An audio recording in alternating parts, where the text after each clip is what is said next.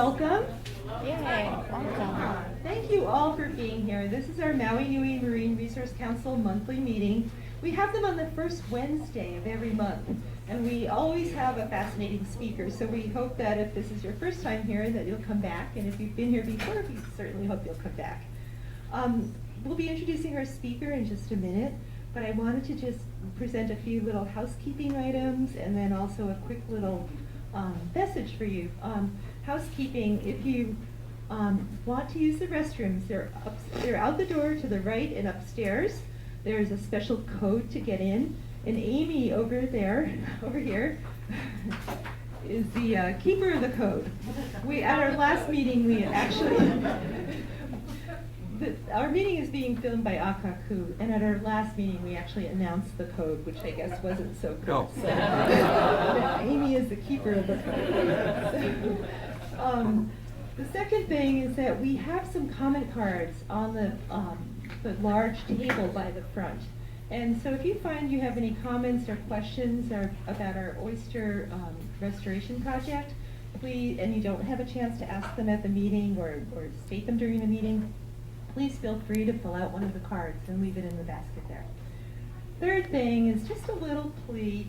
This is the end of the year, and it's the time of year when most nonprofits raise most of their money for the projects and programs in the year ahead. And so I'm here to ask you if you would consider joining us as a member, making a donation of $20 or more. If you donate $40, you'll get this free tote bag. $20, you'll get 2 of our free stickers. And we also have a Reef Safe sunscreen sampler kit for a donation of $40 or more. So that's our little commercial.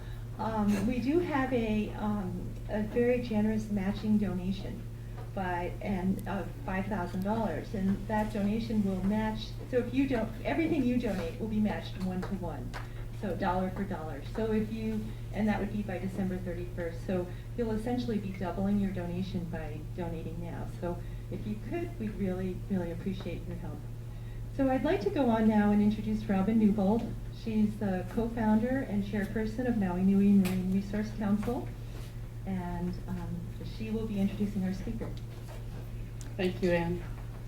I was going to tell you that I'm Robin Newbold. Anyway, thank you so much for coming this evening. We also have a couple of our board members here with us tonight. Larry Stevens is over there, and Jim Maxwell is over here, and Mike Fogarty is in the back. So if you have questions afterwards and you want to talk with any of the board in particular, please just seek them out. And if I'm not talking loud enough, if you can't hear me well enough, let me know that too, please. So we have a very special speaker tonight, one of my dear, dear friends, Rhiannon Chandler. And she was with us when we started the council 11 years ago, actually. And she's been here the whole time for me to give me advice and walk me through those difficult times. And so I so greatly appreciate her for her friendship and all of her wonderful guidance throughout the years. Ray used to be at one time was the executive director of Clean Water Community Workday, and she had that experience being an executive director, but she also decided that she thought she could be much more supportive of making change within Maui if she went back to school and got a law degree. So darned if she didn't go to Richardson School of Law, one of the most prestigious law schools, certainly in Hawaii, if not in the country, and she's now giving talks for them. She's giving 3 talks coming up this weekend, actually, about Hawaiian law, which some of you may not know is different than the law that we have throughout the United States. So it's a particular interest. I think it's great. I've gotten over there. So yeah, Ray is, once she got through law school, she then decided she would go back and be an executive director, and right off the bat, she was hired by Waterkeepers Alliance, and that's an international organization. So I hoped to get her, but she had already accepted their job. I thought maybe we'd get her as our ED. But it's even better that she's there at Waterkeeper Alliance, because now we have that connection. And what she's going to talk about tonight is that connection. She's gotten us very interested in using oysters to help clean up Malaya Harbor and in the future other areas as well, but we're going to do a pilot project. So I'll turn it over to Ray right now. Thank you.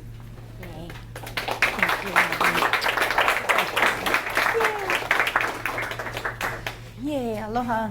Aloha, everybody. It's wonderful to be on Maui. Unfortunately, I'm on Maui for only a few hours, like Robin said. There's a lot going on right now. Happy holidays to everybody. I'm going to try and go back and forth, but if I'm missing you a little bit, I'm sorry. Like Robin said, I graduated from law school about 2 years ago, and I passed the bar, and after that decided to become a part of Waterkeeper Alliance. The mission is fishable, swimmable, drinkable water. It's something that I feel very strongly about, and we are the first waterkeeper in the state of Hawaii. So I'm going to tell you a little bit of how we came to oysters as an idea for water quality remediation, because it actually comes through Waterkeeper Alliance. So they are the fastest growing nonprofit. It's hard to even capture really the spirit of what it is. I mean, they're the fastest growing nonprofit dedicated to clean water, but really so much more than that, because they're trying to address issues everywhere from grassroots levels to decision-making levels and from country to country. There's a beautiful thing in the United States called the Clean Water Act, and it's really helped us a lot to improve our waters, but it doesn't exist everywhere. But our mission is fishable, swimmable, drinkable waters, which comes right out of the Clean Water Act, but that's our mission in every country. So now Waterkeepers has spread around the globe, and they are in 330 cities in over 40 countries around the world, protecting 2.5 million square miles of rivers, streams, and coastlines. And so these are just grassroots advocates who care about the area right outside their backyard, just like all of you here today care about what's happening right outside in Ma'alaya. So when we get together, it's to me, it's like the United Nations of water.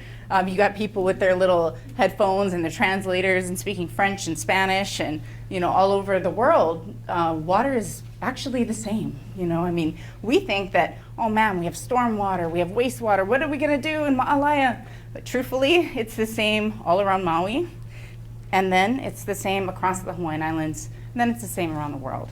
And so we're not struggling with things that are brand new. We shouldn't reinvent the wheel. We have a lot of partners that we are very proud to work with. Certainly there's a lot of people that have been working on water issues for a long time. My personal desire in coming to Waterkeeper was, how can we help with what's going on? How can we be a connector? How can we move some projects forward? I was a nonprofit before I went to law school, and I see what happens in the community. I love Maui so much. And so I know that there's a lot of work to do, and that's actually what sent me to law school in the first place, and that's what I hope that we're all here to do that work. One person who's not afraid to work is Robert F. Kennedy Jr. He's been the board president of Waterkeeper Alliance for more than 20 years. He's dedicated a lot of his most recent part of his career to taking that Clean Water Act around the world and saying how important it is that we take care of our fishable, swimmable, drinkable waters that are really the inheritance of future generations. And from what he has seen and what we all see now, it looks a little bit shaky. So this is us. We are now Waiwai Ola Waterkeepers Hawaiian Islands. Waterkeeper has a model of having a place name and then Waterkeeper. And so I know we're in Hawaii. I actually said we don't need to have Hawaiian Islands in our name, but it helps, for people who are hearing about things abroad. But really, we're just here for present and future generations' ability to fish, swim, drink, and otherwise use and enjoy these important waters that support our land, people, and culture. So, through partnerships, we're going to attack our two main issues, which is wastewater and stormwater. All around the world, it's really the same. Does anybody recognize where this is? Yes, Dale. Waimea Bay. So, Waimea Bay on a not great day. Waimea Bay on a very intense rain. And to me, this is really depressing. And actually, Ma'alea looked like this a couple weeks ago when we were snorkeling out there looking for oyster sites. We shouldn't get in this water. We tell everybody not to get in this water. And not only is it harmful to us, it's harmful to our economy, it's harmful to our fishery, it's harmful to our future. Sedimentation, washing out into the ocean like that is like us watching our future rainfall going out into the ocean, because without that sediment, we don't have the plants and the trees that then bring the rain. And so it's a very, very big issue, and it's a whole watershed issue. Today we're going to be talking about something that's happening at the bottom of the watershed, but all it really is a conversation starter for what's happening at the top. So today's conversation is about water quality remediation using oysters. And our projects, starting on Oahu actually, were emulated based upon pre-existing oyster restoration projects that have been taking place all around the world for a very long time. So I'm going to talk to you about a few projects that are US projects, but there's projects in Amsterdam, there's projects all over the place where people have taken polluted, dirty water, harbors that just, you wouldn't stick your toe in there, and today they're swimming in there, kayaking in there, they're becoming recreational areas again. So oysters filter water, they really do. They take these harmful pollutants out of the water, including sediment, bacteria, heavy metals, PCBs, oil, microplastics, sunscreen chemicals, and nutrients. And of course nutrients, because they're actually in there trying to eat and live. And as a consequence of their filter feeding nature, they're actually pumping this water through their gills. They're catching little particulate matter, which includes food and nutrients, and suspended sediments. So suspended sediments like what we see in the water. So oysters are searching the water, trying to move the water through their bodies so that they can get their algae, so that they can live. So as long as they are alive, as long as they're breathing, they're filtering water, taking out these chemical contaminants. Oysters also are very smart. So the Pacific oyster is a filter feeder, so it's not just taking everything in. It has a selective filter feeding process where it decides, oh, this is food, I'd like to keep it. Oh, this is not food, I'd like to expel it. So there's something called a pseudofeces, which is important to know, that some of those, say, suspended sediments that are not food materials, they are encapsulated in like a mucus and sent down to the bottom. The effect of that is taking things out of the water column and moving them downwards. So instead of murky, murky, murky, you get clear and then things moving down. So there's a lot of YouTube videos, and sometimes when I'm not feeling that well, I just look at oysters filtering water. They make me feel so much better. Because they do this, they really do. You can see it happening. This is the control tank with no oysters. This is the same tank, time-lapse video after some time where the oysters have taken this matter out of the water. This is mostly algae, as you can see here, but it happens with a lot of different substances. So they remove organic nutrients. 1 million oysters at 76 millimeters can remove 132 kilograms of nitrogen, 19 kilograms of phosphorus, 3,823 kilograms of carbon, and this is according to a report that was printed in 2011. Carbon, I think, is really important. So we're in the age of climate change. Oysters deserve, the Golden Oyster Award for their own work, because they not only take out all these other things that we don't want in the water, they use carbon to build their shells. So they're actually a phenomenal bioremediation agent, because they're not only addressing our natural issues in the water, they're taking out unnatural issues in the water, which is a really increased carbon. What's the time frame on that?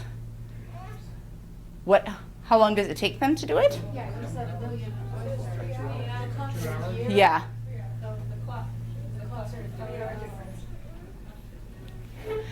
Yes. 10 o'clock, 12 hours or something? Yes. Yeah, and so actually I'd have to report, that's actually an excellent question. Statistically, when we get to the Billion Oyster Project, the reason why they chose 1 billion oysters is because that number of oysters could filter the volume of New York Harbor every 3 days.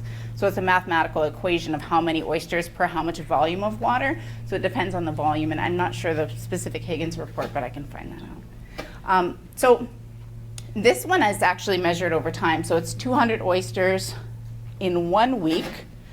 Could take out the nutrient inputs of 1 septic tank, which is, for people in Hawaii, fascinating, because we have a huge cesspool problem. huge cesspool problem. So if we could have more oysters, in theory, in areas where we have a lot of cesspool discharge, we could have some improved conditions in the ocean. Similarly, commercial harvest, where you would get 10,000 oysters, in a week they could take out the nitrogenous waste of 50 or so septic systems. And so we're talking about nitrogen in the water, phosphorus in the water, things that are not only pollutants, but also disrupting our system, causing algal blooms, causing problems with other marine life. And so these are things that we know have been done in many places, and we're going to talk also about how things don't exactly directly translate to Hawaii all the time. So this is an example of what doesn't translate to us. So on the East Coast, they actually use tons and tons of oyster shells as shoreline stabilization, carbon sequestration. This is not a natural feature for us. We didn't have oyster beds to the degree that the East Coast did, so our projects are in no way trying to recreate something Hawaii never had.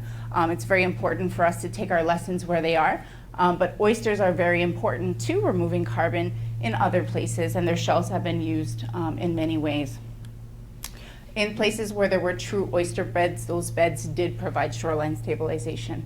In places like Pearl Harbor, where there were oyster beds historically, those oyster beds were like the coral reefs of that area, providing housing for other animals. An important part of the ecosystem that unfortunately we don't have, because we don't have the same Pearl Harbor oyster beds that we used to. Another area where we think historically there were oyster beds is Mokapu, which is on Oahu at the military base, and that's where one of our Waterkeeper projects is taking place. So they have been used as well in the Chesapeake Bay to address bacteria. And so this is a remarkable story, where in 2016 they actually measured a decrease in bacteria levels in the Lafayette River that was significant enough to deem the rivers safe for swimming and recreation. And so same thing, filtration, taking things out of the water, making water quality better. So the Billion Oyster Project is the project that I think most people are familiar with. When Hokulea went around the world, they stopped at the Billion Oyster Project and they learned what was happening there. I mean, it's a really remarkable story of a public high school that's been engaged in this project now for 6 years. It started with Hudson Riverkeeper, which was the first Waterkeeper in Waterkeeper Alliance. They helped this project to get started. Since then, they've planted more than 39 million oysters, all with students. The students grow the oysters in their aquaculture class. They weld the cages that the oysters go in. They get scuba certified. They take the oysters down themselves into New York Harbor. And so this is where we want to be as a state. We want to have schools that teach children how to do something really helpful to our environment that's practically applicable, I think, to future jobs, as we see that our environment is moving in this direction and our jobs need to move in that direction as well. So Billion Oyster Project also partners with local restaurants for a very fun program where they recycle oysters on the half shell. So oysters on the half shell constantly being sold. I don't know if you guys eat oysters, but I love oysters. And so I would love to see this program take place in Hawaii. Very important note. Oysters have many diseases. Oysters come from all over in the world when they're imported for us to eat them. It's actually scary how many places oysters come from for us to eat them on the half shell. I think the statistic is 400,000 oysters are imported every month for consumption. So you can see if we could get a fraction of those shells, whoa, we'd have a lot of shells. But no, we shouldn't do that. So what's interesting is that New York Harbor can do this because they have a ton of viruses already.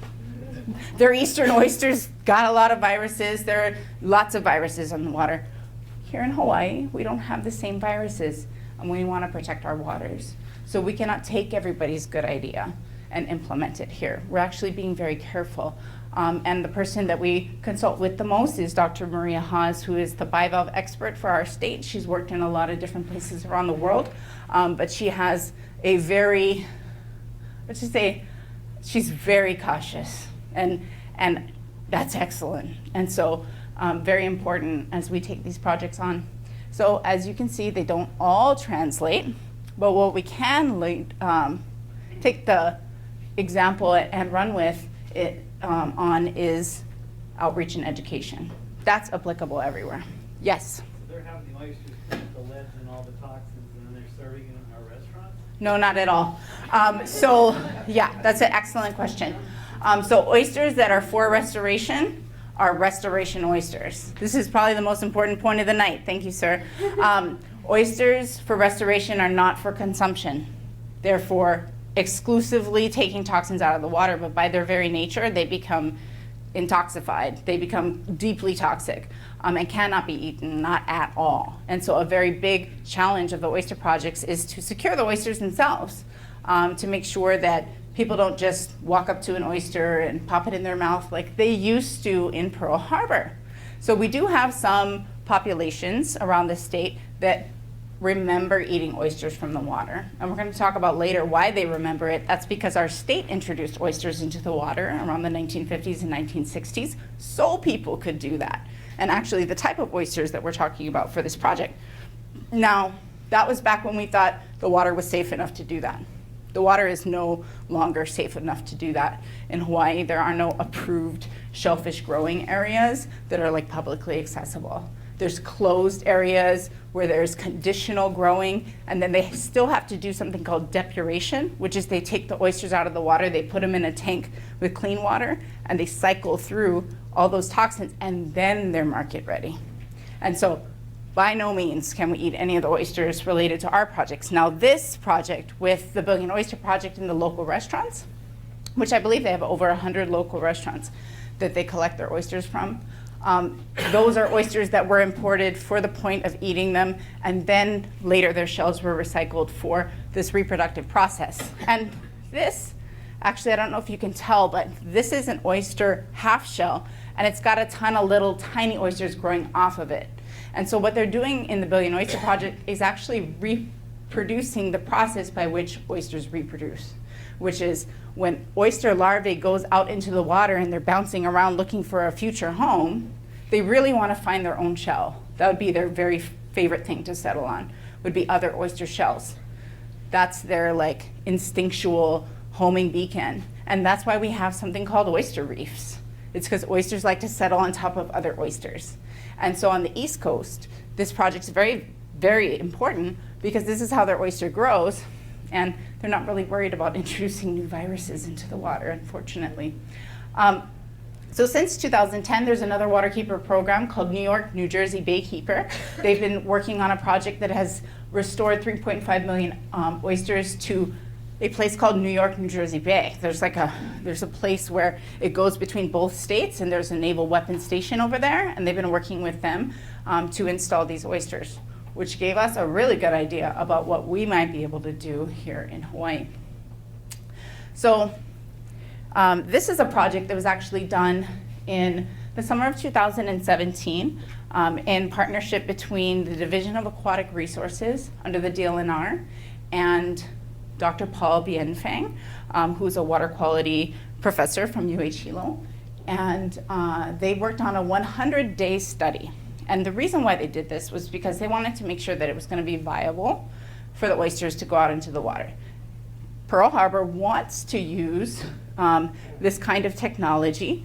And so in order to do that, the DLNR and the base partnered on this program, and what they did was they proved that it is possible.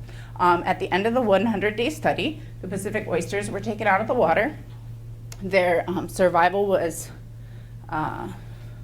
reported.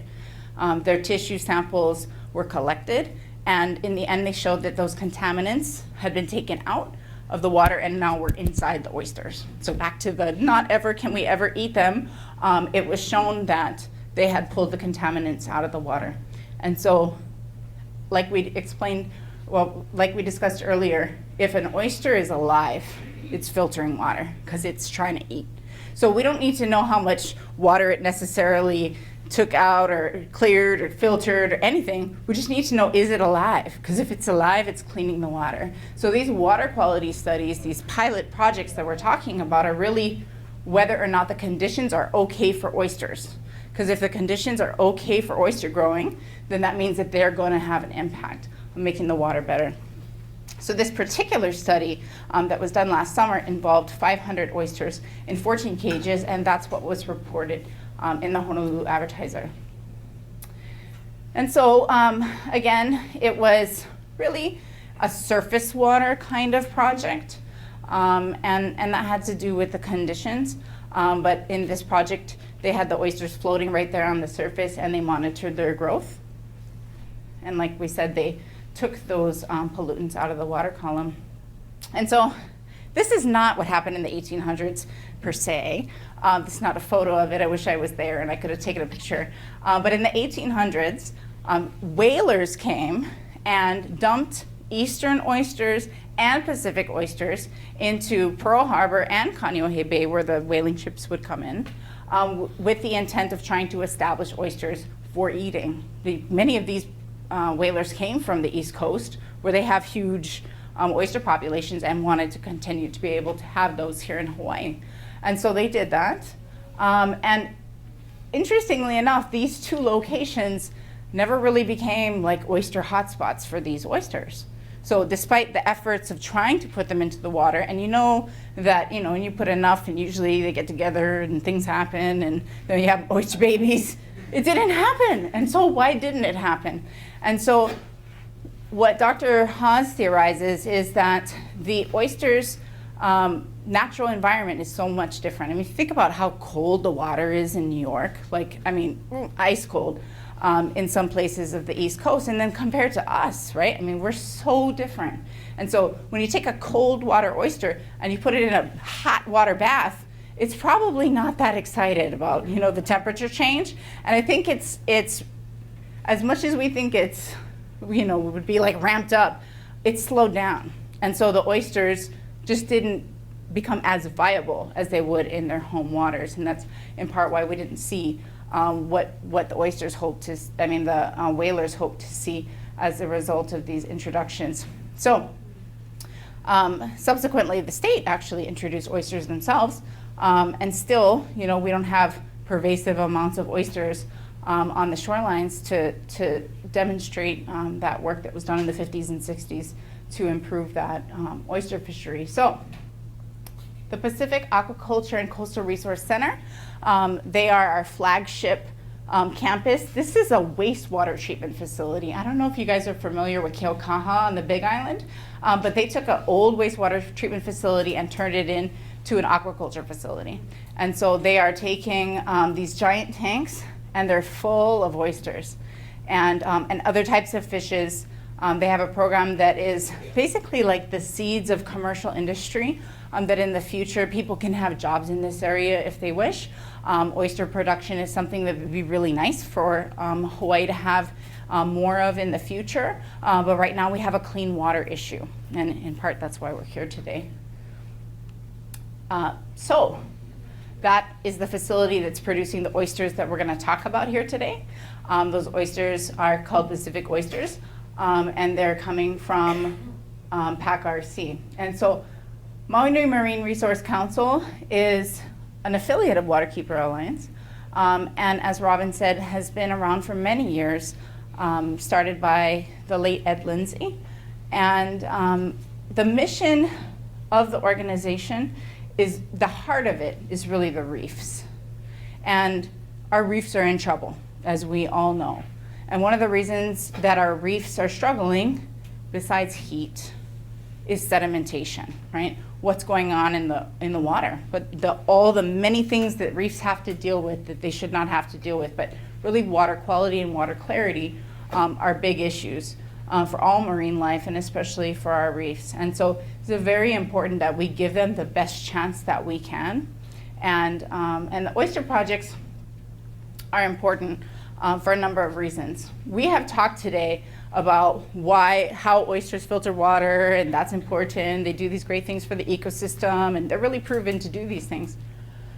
It's not that we're saying, we're gonna put these oysters out and bang, the waters are gonna be clean, everything is fine, and this is the silver bullet answer to all our problems.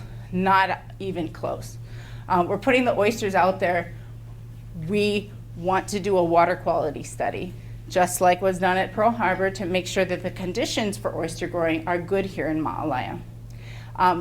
We suspect that they are because from our oyster tour that we did in the harbor to look at our different potential sites, we spotted native oysters that are growing in the harbor, which is amazing because that means it's oyster waters. It can sustain oysters. It does sustain oysters at this moment. And so, but really what we're doing, we're just talking about water quality.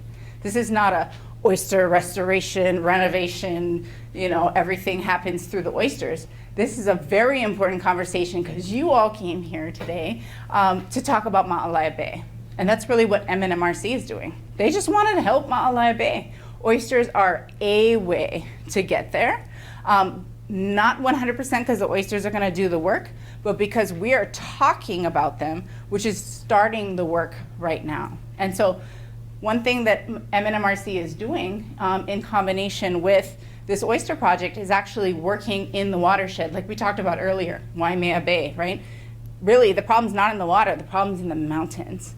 And so same thing like that, Maui Nui Marine Resource Council is talking to the partners in the mountains, in upper Ma'alaya watershed, to say, why does it look like chocolate milk sometimes? Why do we have to deal with all these issues? What's happening to our coral? All these questions, right? It's stormwater, and in some areas, wastewater. And so these are conversations that we need to have about ways that we as humans can do our part to improve the water, not necessarily relying on our oyster friends. So I'm gonna tell you a secret, that we're working in a lot of places on Oahu, and in almost all of those places, it is gonna be us that changes the water, not the oysters. But the fact that we all came together and had important conversations was because of the oysters. So in the end, the oysters will get people in the room. They'll get decision makers to the table. They'll get children to say, oysters? What are the oysters doing? And then we can say, well, we need oysters. Well, why do we need oysters? Well, because the water's dirty. Well, why is the water dirty? Water's dirty because we're making it dirty. In our houses, in our yards, with our cars. All these conversations that it's really hard to have conversations with children about stormwater and wastewater without somebody to care about. And in our case, and with Polynesian Voyaging Society, who we're partnering with on an educational program, we care about the oysters. And so we don't want the oysters to have to eat all these pollutants. That means we have to change what we're doing that we're sending down to the oysters. So concern at the most basic level for the oysters, that what they're going to have to deal with is the place in time where we start to change ourselves, not necessarily think that the oysters are going to do everything for us. And so there's a couple of steps that we need to get through in this process.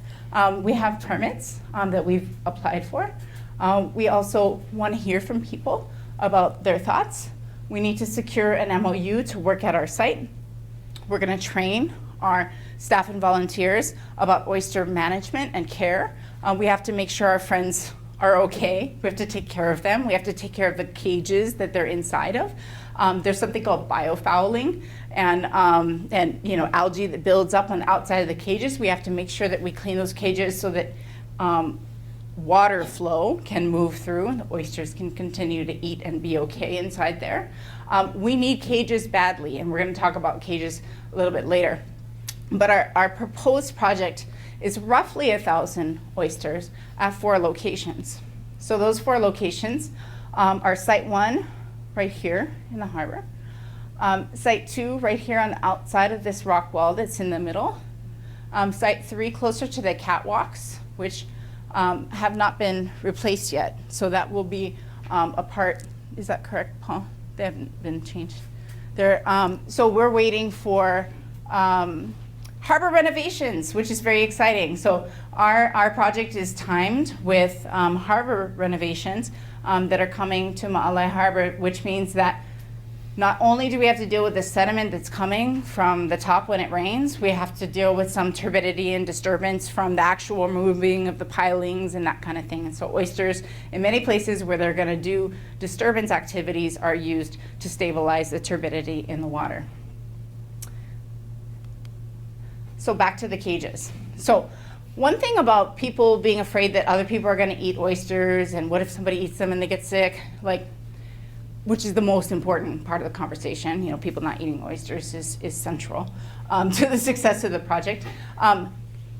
we have to put them in these cages for the oysters' benefit, so that they can be protected from predation. And in the oyster world, predation comes from mostly crabs, and like there's so many crabs outside, like tons and tons of crabs right here in Ma'alai Harbor. But many other things eat oysters, birds, octopus, all kinds of things.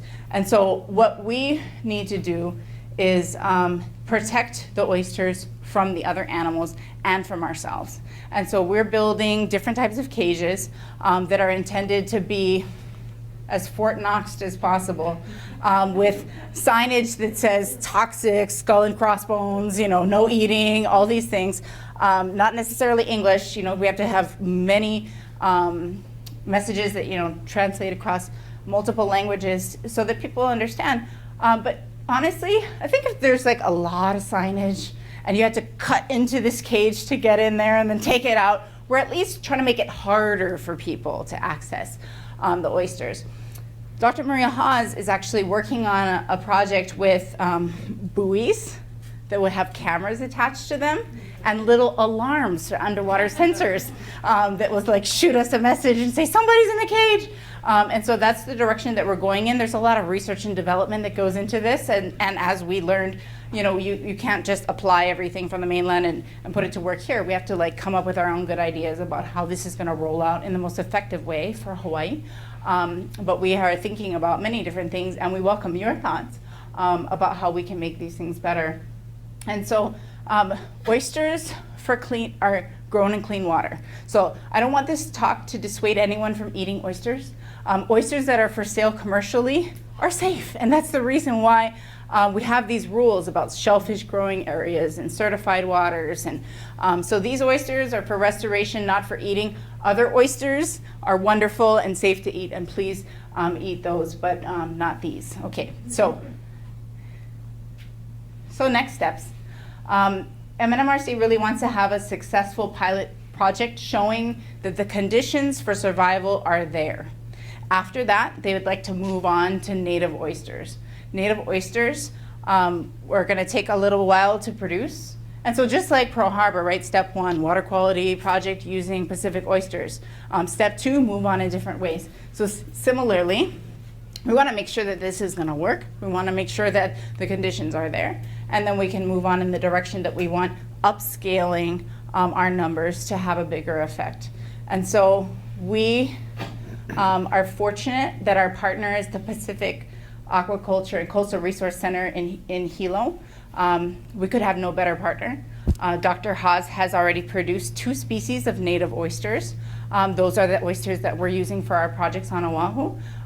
They are very beautiful, and we hope to get to that place in time where through projects like this, we are able to create more and more species of native bivalves. Because actually we have 216 at least species of native bivalves that have been documented, and we know so little about them. And besides these 2 that Dr. Haas has produced, and she's produced a native clam, there aren't a lot of them that are in production in this way that we have access to. But projects like this can take a species that might be headed towards a big decline because their numbers are certainly very low in a lot of places, and then bring them back through aquaculture. Yes? When you said produce, you mean you're able to propagate them under controlled conditions? That's right. So the oysters are collected from places like in Kaneohe, and then taken to UH Hilo for brooding and spawning, and the larvae are sat on different things, and then substrate, and then they grow up, and then once they get to a certain size, then they're able to go into the ocean and do the water quality remediation. If they're too small, they're not going to make it. And so what we learned in New York Harbor with the Billion Oyster Project is they put out the babies before they were all the way grown up enough, and they had many casualties. And so what they learned was if they put more adult oysters out there and then started to put babies around the adults, that the water was substantially better around the adults, and then the babies could make it.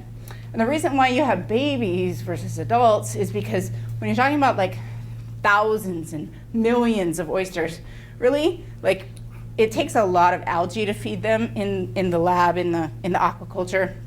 facility, you want to get them out like as soon as possible so that they can have the algae that's outside and not the algae that you have to pay to create at the aquaculture facility. But you can't rush them, right? Like everything else. So the oysters have to get to the size where they're old enough to make it on their own, handle the volume of material that's out there for them to handle. And so a little plug for our native oyster. Our native oyster is kind of small. And so one of the reasons why the Pacific oyster is very favored and the eastern oyster is very favored for water quality mitigation projects is because it's quite large. So the Pacific oyster can be like the size of your whole hand or bigger. Eastern oyster, same. They're said to filter about 50 gallons of water a day, which is amazing. The Hawaiian oyster is like maybe the size of the palm of your hand, but maybe smaller than that, actually. And so, nonetheless, there is a type of oyster that grows in the West Coast called the Olympia oyster, and they're being used all over in restoration projects as a ecosystem restoration and also a water quality improvement project. And so just like we talked about earlier about the Pacific oyster and the eastern oyster not necessarily being in their home waters, not necessarily being up to their highest biological potential here, our native oyster is absolutely in its home waters, like this Olympia oyster. And so what we know is that it is doing its thing. It's out there in these conditions all the time, so it's working really hard, and there's a lot to be said for the right oyster in the right place at the right time. And so that's the direction that Maui Nui Marine Resource Council is going in, but they want to, before they put a lot of native oysters out there, and we don't know if it's gonna work, we're doing the same route that's been taken by our DLNR, Division of Aquatic Resources, to do a water quality pilot study to make sure that the conditions are okay. These are the two species that I talked about earlier. So as you can see, yeah, small. Yes? They put the boy oysters and the girl oysters in a cage. How do you stop the Invasive Species Act? How do you stop the invasive? They'll start breeding in the cage, and then pretty soon they're on the harbor because it's just a cage, right? The Pacific. Oh, the Pacific oysters? Yeah. Yes. Okay, so the Pacific oysters that MNMRC is using are what's called triploid oysters. So they have an additional set of chromosomes. And what that means is these are oysters that have been bred, not genetically engineered, but bred to create this almost, what it is like an internal reorganization. So a triploid oyster was created by the oyster farms because what they want is an oyster that grows really big, really fast, and is commercially ready. They don't care about reproduction, right? They're just gonna put the next oyster out there in its place as soon as it's gone. And so these are the oysters that by and large are used by the industry. And what they do is instead of putting their life energy towards reproduction, they put their life energy towards grow fast, grow fast, grow fast. And so they are not completely sterile, but there's such a trace amount of reproductive viability that on top of the fact that, like we said earlier, the Pacific oysters and the eastern oysters that the whalers dumped into the water, those were really viable oysters. They still didn't establish themselves. Same thing, 1950s, 1960s, DLNR puts a ton of oysters out. Those were reproductive oysters as well, still didn't establish themselves. It's about the conditions. And so I think if DLNR was legitimately afraid of invasive species and those kinds of things in 2018, 2017 when they did this project, I don't think that they would have recommended that. And at that time, I don't believe that they used triploids, but I'm not exactly sure. But it is very important to note that MNMRC cares, and that that's an excellent question because we care about the water. We don't want to do something that would be disruptive to the marine ecosystem. So we've thought a lot of these steps through very, very carefully, but it's important to note that tonight. And so if anybody has any concerns like that, this is actually the best place for them. So this is our tiny little native oyster, which Dr. Haas has been able to grow through selective breeding. So putting the biggest oyster from one brood with the biggest oyster of that brood and then trying to get the biggest oysters possible. We want to breed them up to the largest size so that they have the best water quality remediation potential possible, because this is where we want to be. This is where we want to get as many native oysters out into the water, fully reproductive and fully out there growing more babies into the future, because we should have more oysters, but we don't. We should have more oysters in a lot of places.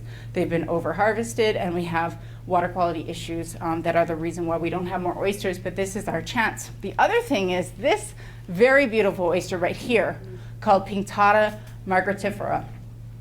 Most people look at this and they look at those pearls and they think, oh, Tahitian oyster, Tahitian black pearl. Well, if we didn't lose our oyster beds here in Hawaii, this could have been us. We could have been the Hawaiian black pearl. People could have been wearing the Hawaiian black pearls, and we could have been what people remember when they say the word black pearl. Unfortunately, we didn't have that opportunity, but maybe we can in the future. And so one of the things about our projects is that we're growing things for the first time. Who knows where that's going to lead, right? Hopefully, it leads to more people growing different types of oysters for economic development, because think about sustainable economic development. How much better does it get that you're making a profit and the water's getting better at the same time? And that's actually what's happening in Tahiti. And I went to Tahiti about a year ago, and the thing that really struck me was, wow, I have never seen waters that crystal clear. And the two things that they have way above and beyond the volume that we have them in is oysters and sea cucumbers. Sea cucumbers. You cannot step a foot in the water without like, oh, I'm sorry, oh, excuse me. There's sea cucumbers everywhere. And that's the best thing. I mean, the best thing, because they're down there filtering the sediment, making sure that everything's okay. Cleaning, right? We have these natural Mother Nature's vacuum cleaners that are out there, and unfortunately we've disrupted our populations of different things that used to provide amazing ecosystem benefits, but that's the direction that we want to move in. And so after selective breeding, like we said, they tend to get a little bit bigger. I think over time we're going to see changes and bigger oysters, and hopefully get to the point where we estimate that maybe they can filter about 20 gallons of water a day. Maybe 15, whereas the Pacific oyster is 50, so then people are like, oh yeah, Pacific oyster. Well, what about this guy? My family's from Tahiti, so I actually have some black lip pearl oysters that have been handed down throughout my family, and I have one that is bigger than my hand. I'm not kidding. The thing is like a dinner plate size. So if you have enough time to grow them to the right size, it could be more than 50. Or it could be at least 50, and so it depends on the size of the oyster that you put out there, but I don't think we have to rely on other types of oysters once we get to the point where we have the capacity inside of us in our state and through our work to be putting these guys out into the water where they could do the same job, if not better, because they're grown in these warmer climate conditions. So you can help. There's different ways. Like we said earlier, there's going to be watershed education to reduce the flow of pollutants to the water. Very important. This is not an oysters do it all story. This is we're going to help the oysters, and MNMRC is going to be working with partners to make sure that we change what's happening in the Mauka regions. Volunteers are going to be needed to clean cages and monitor oyster growth, and you can support these activities by participating, sponsoring, or spreading the word about MNMRC. So, any questions? Yes? Was there any consideration of growing lima alongside the oysters for food? So, here at Ma'alai Harbor, I'm going to answer the questions related to MNMRC. So for this particular project, this is just oysters. It's related. You said you needed a lot of lima to feed the oysters. Uh-huh. So what I was thinking, my thought came off of in conjunction with raising oysters, are you also trying to raise lima? Would be great. So the limu that we all think about when we think about limu. Oh, so the question was, did we think about growing limu at the same time as growing the oysters, because oysters need limu? So I might have misspoke. Oysters need algae, and so chlorophyll A, when you measure in the water, like tiny little plants, microscopic, that's the food source of the oysters, which is different than the limu that we eat. So our idea of limu, like Manawea and Lipoa and that kind of thing, that is also a useful bioremediation agent that we're looking at on Oahu. As far as producing more chlorophyll A for the water, no, that was not a thing that MRSA has looked into, but that was a really good question. Yes?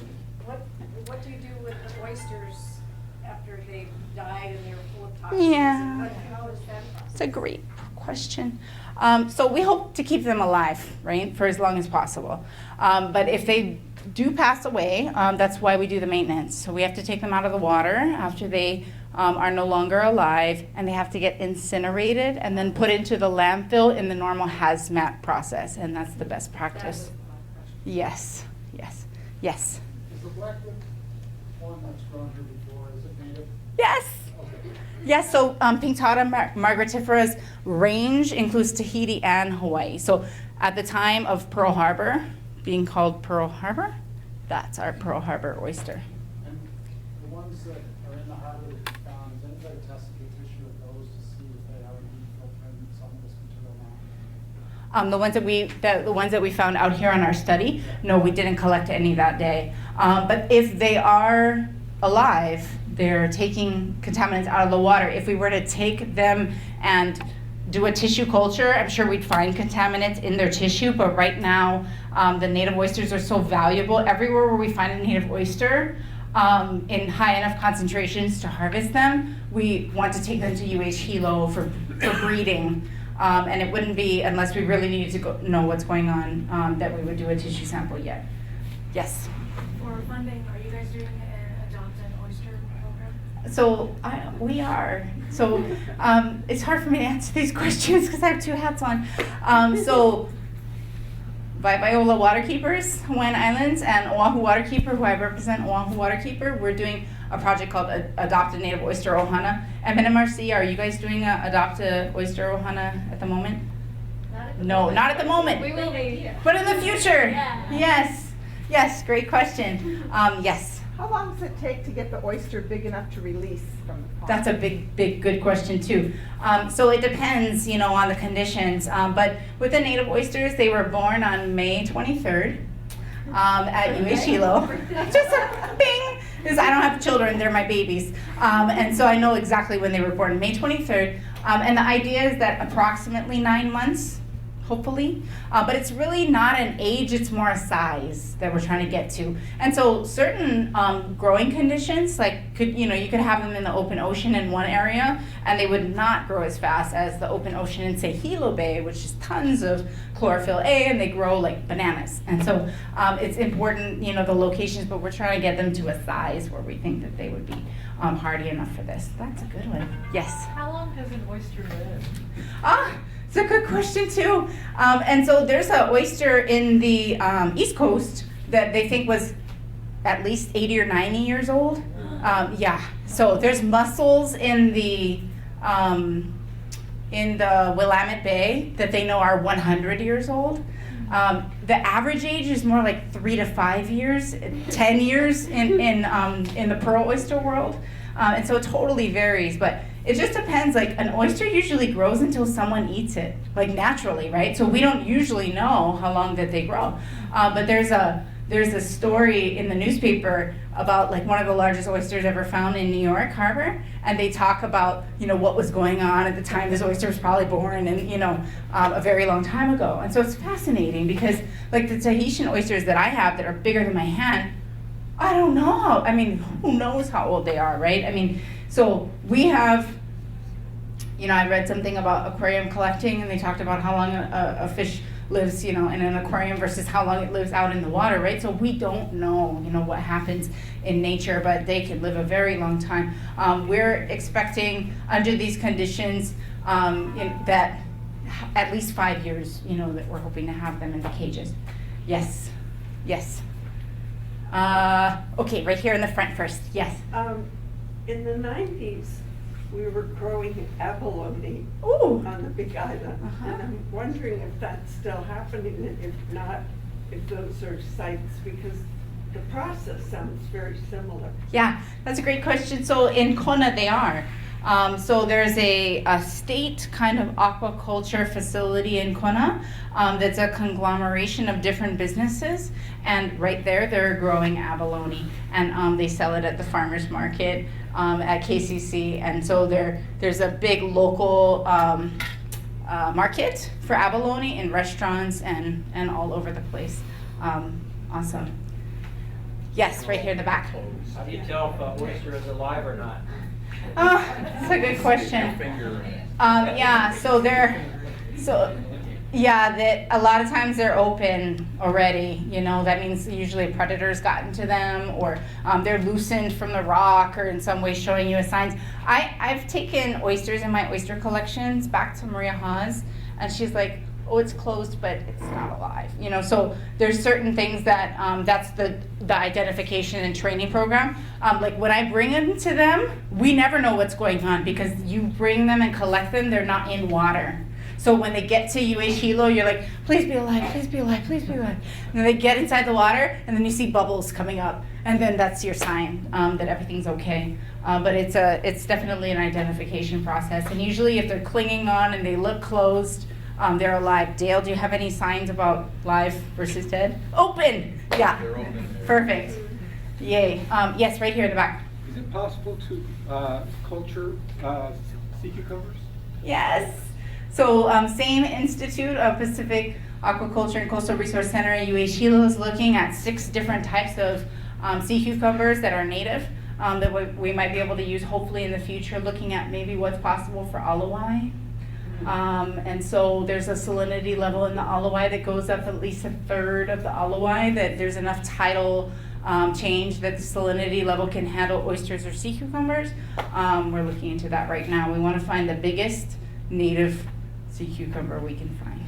Yes, right here. Are the cucumbers protected now since they were being harvested a couple of years ago? Exactly. So there was an emergency rule that got set down because we had an over-harvesting of sea cucumbers. And so there's specific quantities, not above that, different types, things like that. We have to be very careful with our population. Yes? Do they produce pearls that could be sold as fundraising Woohoo! program? That's my favorite topic. Yes. So what's funny is that almost, so as Dr. Haas says, all bivalves can technically produce a pearl, but usually it's the pearl oysters. So the black-lip pearl oyster is our pearl oyster, our Pearl Harbor oyster. There's also another pearl oyster that is originally from Pearl Harbor as well, called Pinctada radiata. And our big dream is that through future work, you know, that could be propagated as well as a third alternative for native oysters. But in a study in 1990s, I want to say 91 or 92, they did an oyster survey of Pearl Harbor, and they found a pearl inside of a clam. True story. And so, you know, sometimes I look at graphics, like animations, because I'm doing this all the time, because we have a educational program for children that we're designing called Oysters to the Rescue on Oahu, that's talking about all of these types of things. And so I'm always looking at little cartoons, and sometimes it looks like a clam, and I'm like, clams don't grow pearls. What did I know? You know? So nature's so much more amazing than we think. Yes? When we were in the Tuamotus, they were growing pearls inside oysters, but they had them hanging down. Oh, yes. By ropes. Absolutely. And they were actually seeding them. Oh. They bring the pearl, they put like small like marble. Yes. Right? And then the oyster shells with the pearl around this nucleus. And then 2 years later, you open it up, split the pearl out, and put another nucleus in. Amazing, amazing. That's what we hope we will have here again. I think I might have a slide of that. And, you know, because part of the thing is, it's both an economic restoration, here it is, ecological restoration. It's a natural resource restoration. It's a cultural restoration. When we start talking about integrating these native oysters back into the habitat and then making them available to people, like imagine the families of Eva and Pearl City that have a history with this oyster. This is their oyster. That's why Pearl Harbor, Pearl City, this is their lineage, but they have had no access to these oysters for a very long time, and they've really been decimated. And so this is called ear hanging, when you take a little part of the oyster and you attach it to a line. And this is very possible for us to do at different places. Now talk about human predation. We have to be very careful about where we might put our pearl oysters in the future if we're going to do this. Yes? On a long-term basis for a project like this, several years ago, the Pacific Northwest, where the growers were actually breeding the young oysters to sell to the oyster farmers, had something like an 85% die-off of their oysters, and it took them a while to try and figure out what disease, what pollutant was killing them. And it ended up that it was pH. It was acidification. And if you look at the pattern of acidification, you realize that although it fluctuates seasonally, it's still on decline where acidification is increasing. One of the problems is with acidification, the larvae can't settle and grow. That's exactly right. On a long-term basis, given the trend of pH, are you looking at whether this is actually viable over the long term? Yes, so that's actually a very good point. So a lot of people don't know this, but Hawaii is essentially now the hatchery for the Northwest. So since these pH issues have been happening, the majority of the oysters we eat that come from the Pacific Northwest, Oregon and Washington, were actually born here as larvae and sent up to them. And so we don't have the same acidification issues that they have up there, but certainly almost everywhere is going to be vulnerable in the future, and a very important thing to think about. Any other questions? Yes, right here. Do they do better in colder water or more brackish water? Because my experience is the ones in our harbor that were the most prolific were where we had our natural aquifer coming into this harbor. Wow. And areas over where it was warmer and not as much water motion did better. And when this building and the building next to us were built is when we lost the vast majority of them due to the siltation that happened as an accident. But still, we have a natural aquifer coming down, and now that the harbor head that used to be has been closed off, we have more fresh water, cleaner fresh water, not going through a septic system coming into this harbor. Wow. And I was looking at your map, right where the walkway is. That's where we had a huge. There you go. There. So site blue, site 3. That is where there used to be the most prolific natural ones, right around the storm drain that would produce a certain amount, certain seasons, rainy season, of the fresh water entering the harbor. Fresh, clean water at one point, and then fresh, silted water. They went away. Wow. So do they tend to do better in colder water? So actually that's wonderful that you said that, because many fishermen have told me the same thing, which is that oysters, I know from their biology that they need salinity, but in fact where they're often found is somewhere where there's some kind of groundwater discharge. And in Pearl Harbor, which is the most important and prolific oyster ground in Hawaii, there are at least 12 different rivers that empty into Pearl Harbor. So there's this brackish water magic, which I'm not sure is a temperature thing or what it exactly is, and we're still understanding the biology of the native oysters, but it's very important, like you said, to point out in some places where they have been very successful growing near freshwater inputs. And add that into, as we do pilots and things like that, making sure we're doing control groups and putting them in certain places where they may be doing better than others. That's a great point. Thank you so much. Thank you so much, Ray.